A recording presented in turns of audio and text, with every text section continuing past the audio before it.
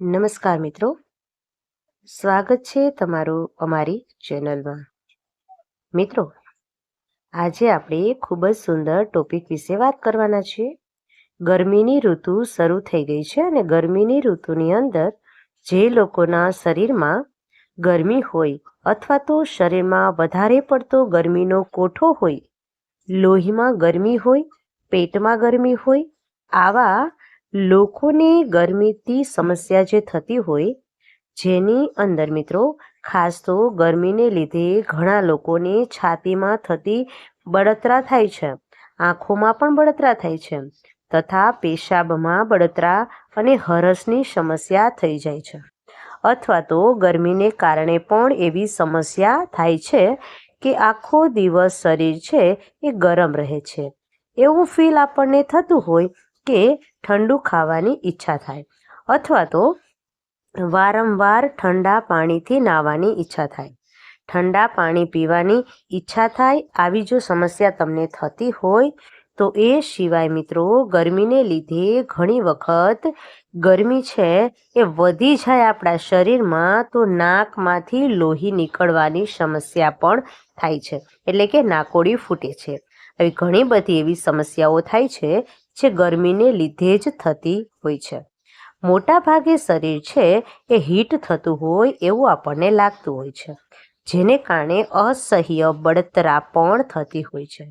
મિત્રો, આ બળતરાને મટાડવા માટે અથવા તો તાજા ગરમી છે એ સમસ્યા થતી હોય છે, એ જો વારંવાર તમને પેશાબ અને આંખમાં બળતરા થતી હોય તો આ લોકો માટે ઘરે કરી શકાય એવો એક બેસ્ટ બે પ્રયોગ હું તમને આજે કહેવાની છું.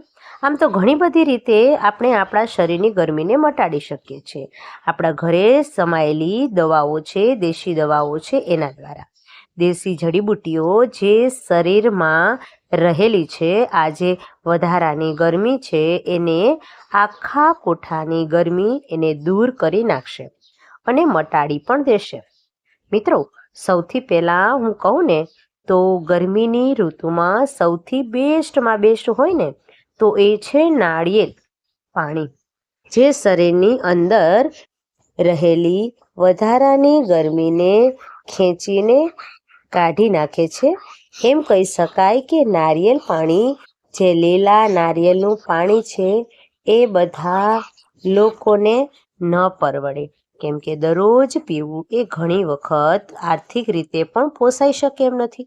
પરંતુ નારિયેળ એક એવું નેચરલી ફ્રૂટ છે જેની અંદર લગભગ હજી કોઈ મિલાવટ કે કોઈ કેમિકલ્સ પ્રોસેસ આવી જ નથી. જે આપણને મળે છે કુદરતી ફોર્મમાં જ મળે છે. આપણે જેવી રીતે નારિયેળ છે એ પાકે છે એવી રીતે બેસ્ટ ફૂડ છે. મિત્રો, શરીરમાંથી ગરમી દૂર કરવાનું એ સિવાય મિત્રો જે લોકોને વારંવાર પેશાબમાં ગરમી રહેતી હોય તો આવા લોકોએ ધાણાનો પ્રયોગ કરવાનો છે.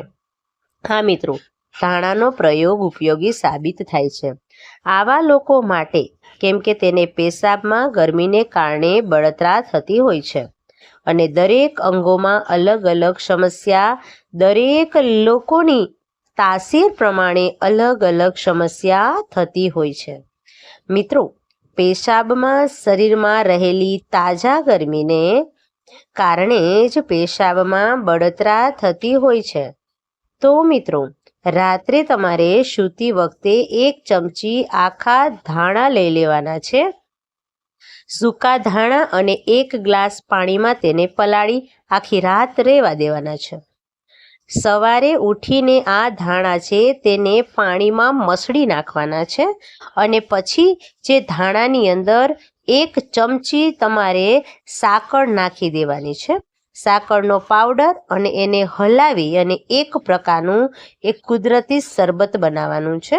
દરરોજ સવારે ખાલી પેટે મિત્રો આ પીવાનું છે. આનાથી જે કાંઈ તમારા પેશાબમાં બળતરા થતી હશે એ બળતરા ખૂબ જ આસાનીથી મિત્રો દૂર થઈ જશે. એ સિવાય મિત્રો પેટની ગરમી હોય, પેટની અંદર બળતરા થતી હોય તો તજા ગરમી જેવી સમસ્યા હોય તો અમે એમાં ઈસબગુલ પણ સારો ફાયદો કરે છે. પરંતુ એ સિવાય પણ એક સારામાં સારી ઔષધિ હોય તો તે છે દેશી ગાયનું ઘી. દરરોજ રાત્રે સૂતી વખતે દેશી ગાયનું ઘી લેવાનું છે. જેટલું ફાવે એટલું, અડધો ગ્લાસ ફાવે તો અડધો ગ્લાસ. હા મિત્રો, દૂધ લઈ આ દૂધ છે ને એને ગરમ કરી નાખવાનું છે. ત્યાર પછી તેની અંદર 1 ચમચી દેશી ગાયનું ઘી છે એ નાખી દેવાનું છે. આ પ્રયોગ તમારે કરવાનો છે. 1 ચમચી જેટલું દેશી ગાયનું ઘી નાખશો તો એની અંદર 1 ચમચી સાકર પણ નાખી દેજો અને હલાવીને મિક્સ કરી દેજો. દૂધ થોડું ઠંડુ પડે, હુંફાળું હોય ત્યારે રાત્રે સૂતી વખતે એ તમારે પી જવાનું છે. આનાથી પેટમાં રહેલી વધારાની ગરમી દૂર થઈ જાય છે. પિત્ત દોષ પણ આનાથી કંટ્રોલ થાય છે. બીજું સૌથી મહત્વનું કારણ, પેટ સાફ કરવાની સાથે સાથે ગરમીને દૂર કરશે. આ એક ખૂબ જ સારો પ્રયોગ છે. ખાસ કરી શરીરને મગજની ગરમી અને પેટની ગરમી દૂર કરે છે. દેશી ઘીનો પ્રયોગ બીજું સૌથી મહત્વનું, જે લોકોને આવી સમસ્યા હોય, પેટને લગતી ગરમી હોય અથવા તો આખા શરીરના કોઠાની ગરમી હોય તો લોહીના બ્લડમાં અથવા તો ત્યાં ગરમી હોય તો આવા લોકોએ બહારનો ખોરાક ન ખાવો. કેમ કે અત્યારે ગરમીની ઋતુમાં એમાં પણ જે બહારના લાઈવ મળતા હોય છે, જે જંક ફૂડ, ફાસ્ટ ફૂડ છે, એનું સેવન કરવામાં આવે ત્યારે શરીરમાં ગરમી છે એ અતિશય વધી જાય છે મિત્રો. જેને કારણે શરીરમાં ગમે ત્યાં બ્લીડિંગની સમસ્યા પણ થઈ શકે છે અથવા તો મસ્તિષ્ક ઉપર હીટ થવાની સમસ્યા પણ રહે છે. માથાના દુખાવા પણ ગરમીને કારણે જ થઈ શકે છે. વધારે પડતું તળેલું, ઘરનું પણ વધારે પડતું તળેલું ખાસ કરીને ગરમીની ઋતુમાં તમારે ન જ ખાવું જોઈએ મિત્રો. જે લોકોને આવી બધી સમસ્યા થતી હોય એવા લોકોએ બીજું સૌથી મહત્વનું, માટલાનું પાણી, એટલે કે જે માટીનું માટલું આવે છે એનું જ પાણી પીવાનું છે. ફ્રીજનું પાણી બિલકુલ નથી પીવાનું. અથવા તો જે બહારથી જે કોલ્ડ ડ્રિંક્સ આવે છે એ બધું જ છે એ નથી પીવાનું.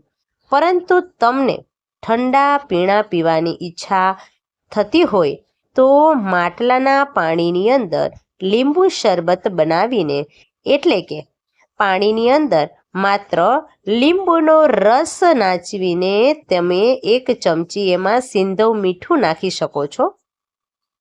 અથવા એ પણ ન નાખવું હોય તો માત્ર લીંબુ અને 1 ચમચી સાકર નાખીને હલાવીને તમે આ પ્રવાહી છે, આ ડ્રિંક્સ કુદરતી છે એને પી શકો છો.